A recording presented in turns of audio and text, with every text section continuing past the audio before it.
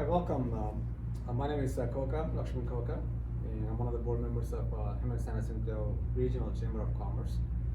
And thanks to our Chamber of Commerce board and our wonderful executive director, Cindy Lemke, we're able to do this, invite the candidates that are running for the city council positions and other positions also. And the board has come up with 6 questions. So these are the same questions that every candidate is being asked about. And what we will do is at this point we'll go ahead and introduce Malcolm Lilienthal.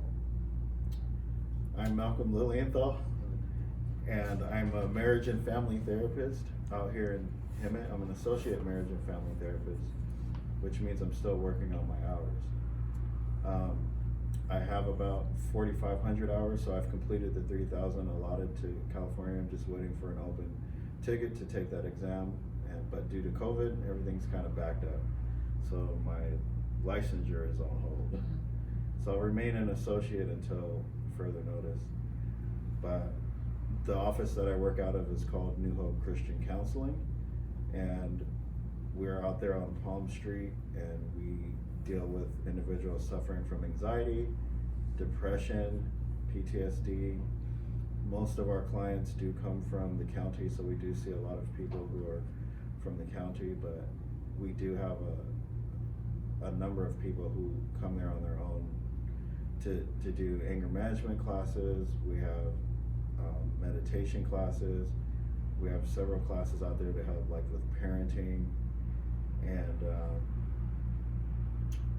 anxiety groups, depression groups, classes that help with if you're having trouble with like teens and children who are maybe your child has told you they want to kill themselves. How do you deal with that?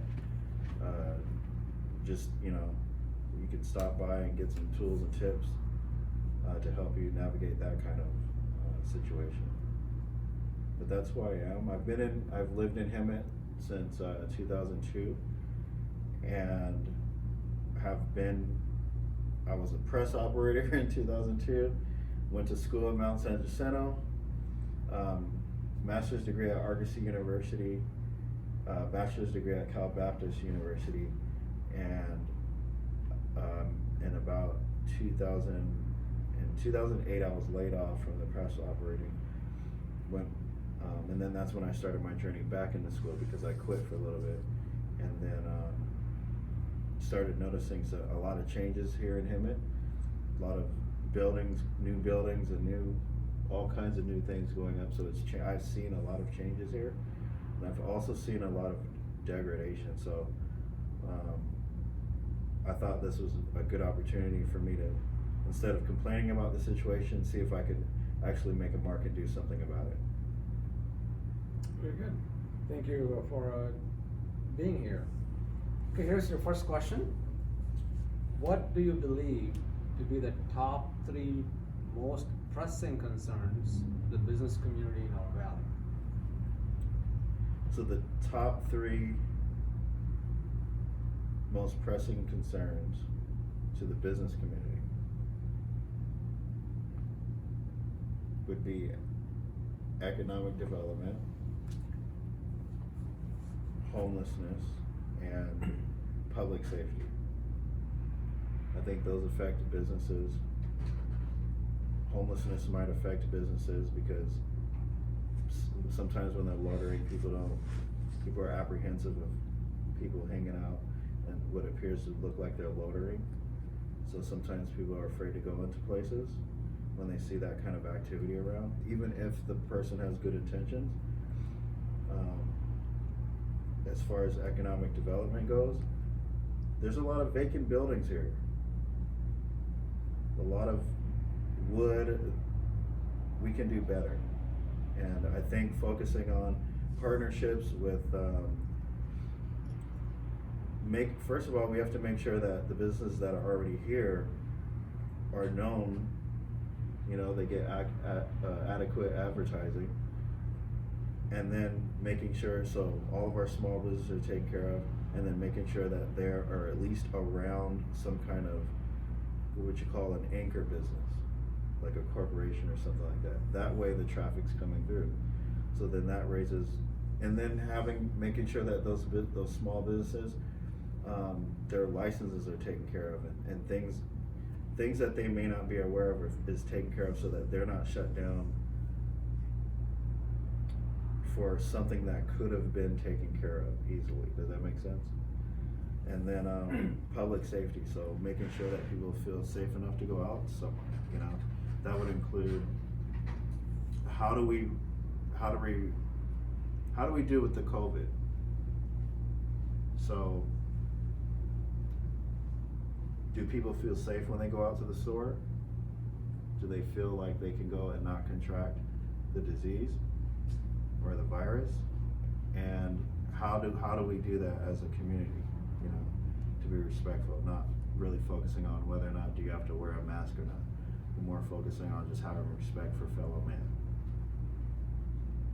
Okay. Second question. Do you believe the city's budget process should budget expenses to meet the revenue goals, or adjust the revenues to meet the budget and spending priorities? Also, what is your opinion about the Measure U? Should be used only for the original intent, or can that be used for the general fund? So, I think it should be adjusted, or at least the revenue should be adjusted to meet the budget and the spending priority. If you have a situation where you have a deficit in one area because of maybe a lack of oversight or something like that into where the money went or how it was spent, it's probably not a good idea, or not best case scenario, or at least less ethical, if you move money from one account to another to handle, or to, you know, to fix that problem on this side. It's what do we need to do in this program over here to ensure that this program is taken care of fiscally, and what do we need to do over here in this program? So when it comes to Measure U, from what I understand, it was supposed to go strictly to public safety. So if you tell people we're only gonna spend it on public safety, then you only spend it on public safety, even if you have a $5 million deficit. So, I don't think anybody broke the law moving money like that. They should have been more transparent about what they did, because now it looks, you know, it looks suspicious, right? So when anxiety comes when people don't know. So if you don't know, then you'll start to generate and then try to predict the future. So then that's why all these like little rumors and things are kind of starting. So it's like, moving forward, it's like, if you say you're gonna spend money in one particular area, just continue that way. And then maybe consult with the city to say, hey, we have a little bit of a deficit over here. How does everyone feel? A general consensus about us moving something, and that way it's more transparent. You never know. You ask the city and they'll be like, oh, that's a good idea. We have a surplus over here. It makes sense because we do that in our own pocketbooks. We have a surplus in one account, we take care of another account.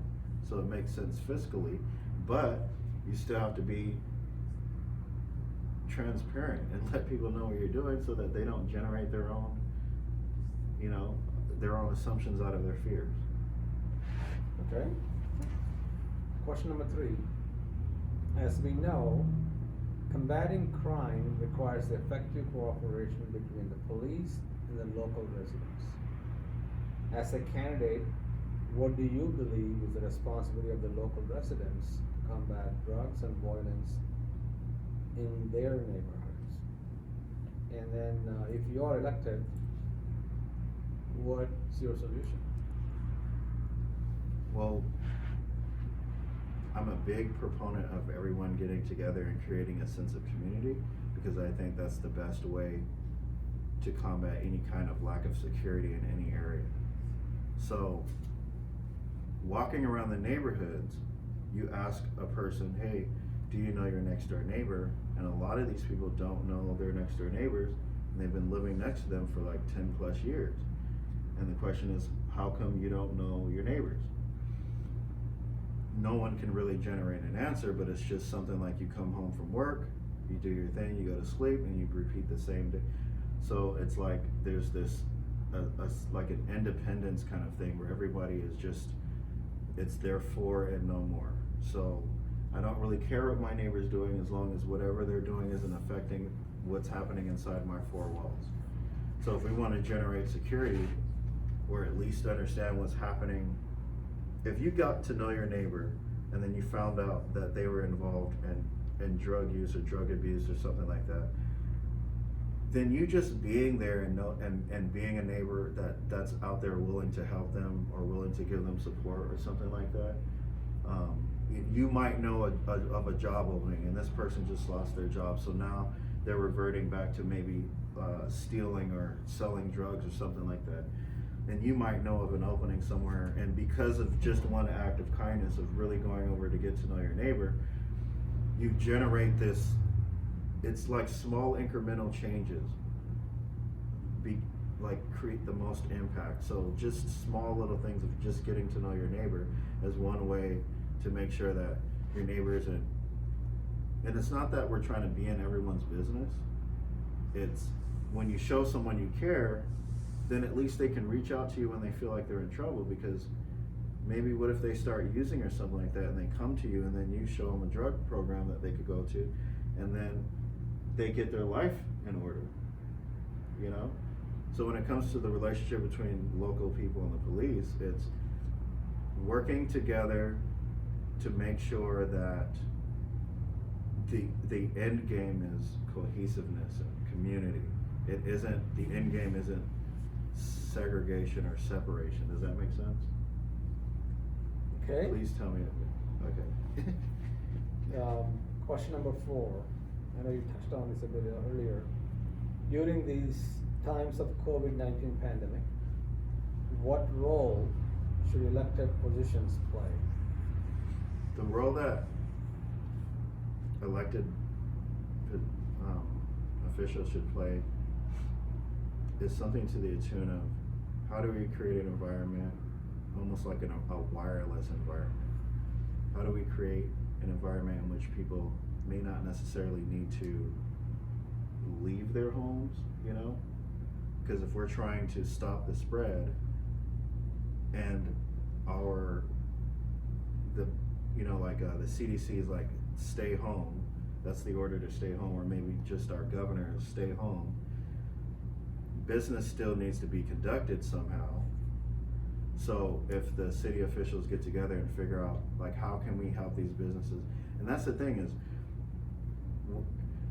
I don't think anybody has ever been prepared for something like this, but it's something like, okay, city officials should always be looking at proactive, like being proactive. So if something like this were to ever happen again, all the businesses know, we already have our tents, we already have our provisions, so that business doesn't necessarily, we don't lose revenue, you know? Because once these people start closing their doors, then there's these vacant buildings, which means less taxes and less revenue for the city. But if the city officials are really getting in and saying to these business owners out here, or to these corporations, if this happened and we were like enclosed in this, we couldn't leave Hemet, if, you know, and people couldn't go to work, what then would we do? You know, how could we work together as a community? And like having these like plans ready to go, being proactive instead of being reactive and waiting for something to happen and addressing it then, you know? So I think city officials need to be more proactive in the way that they govern things. Okay, thank you. Question number 5. If elected, how will you avoid the challenge influence of special interest groups and still do what is best for our city and accomplish your goals? I guess when it comes to special interest groups is build rapport with them. Find out who's the leader. What do you need? And if whatever, it's like creating a Venn diagram, right? It's like, here's the city's plans, here's what they want, and if there's any overlap, work on whatever's overlapping, you know? Because if you're at least working on something that the special interest group is interested in, then both sides get what they want. You don't get somebody impeding on, you know, the rights and responsibilities of others, but you get a group that feels like they're heard, and then you know what I mean? And then there's a sense of community in there, and less aggravation and such, you know. So it's what do the people need? They're coming to you because once you get to the leader and you can get to the leader's heart and whatever they want, because they're driving the energy of the group, right? If you think of like tribalism from like the anthropology and sociology literature, it's like you find out who's the leader, get to know them, what they want, and see if the city itself can match it with whatever their goals are. Oh, we've already been working on this, and we've been working on this. You know what I mean? Well, let's get you involved in this, and now you got them involved in it, you know? And then the rest of the group will follow them, because it's like, oh, well, they're making headway here in this area and in this area. And then you essentially kind of, I guess I'm giving the game away now, because if this is live, then everybody's gonna know what's up. But if you act in accordance that way, right, then it creates community and cohesiveness, and then there's no aggravation, and they don't have to resort to you know, blocking the streets from people going to work or something like that. Does that make sense? Okay. Last question, number 6. Tell us something you want voters to know about you that you may have not already mentioned, and here's a chance for you to, you know, present yourself again to the residents of our little town here.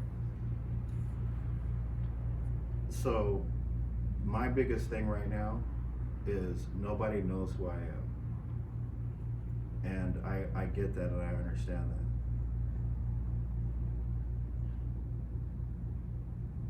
What I do know is that the ideas that I have are more towards, it's like I looked on the Hemet website and I can't find a vision statement or a mission statement for the entire city. But I can just Google, you know, Temecula vision or Temecula mission or Marietta mission statement, and it comes up really quick. Hemet might have one, I just can't find it like that. So I'm a true believer of, you need to have an aim. If you have an aim and you work towards the aim, then the suffering that everyone's adhering or experiencing or something that is lessened, because we're focused on the aim. So I believe for me, getting to know me is my aim for the, you know, so there's a little bit of uncertainty on my end, because it's like, well, nobody really knows who I am. And I think that that's okay. But at the same time, I'm out there getting in the streets, and if I haven't hit your neighborhood yet, I'm sorry, but I'm still working on it. So what I want everyone to know from me is, I'm not a politician. I'm at no way trying to be a politician. I think that this position that I'm going for is a position that a person who's like wants to make changes is a very good position to at least start from, to make some kind of change. If I don't win, you'll still hear my name, because I'm still gonna make headway with a lot of the goals and things that I have, and I'll somehow figure out a way to create cohesiveness in the city without the position.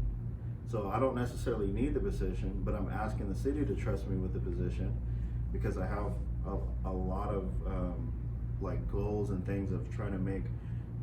What I don't want people to do is to leave Hemet embarrassed or talk about, you know, when someone, oh, you live in Hemet? I want people, you know, when you think of Hemet, you think of something like Temecula or Marietta or something like that. And people are always talking about leaving and never coming back, and they're so upset about how everything's went down.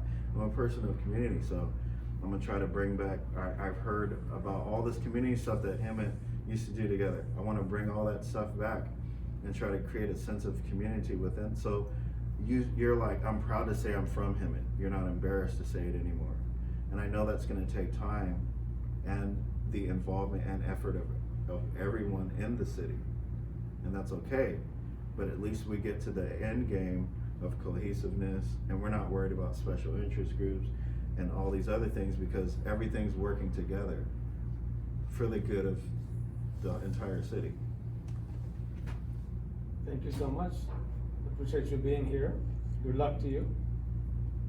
Thank you.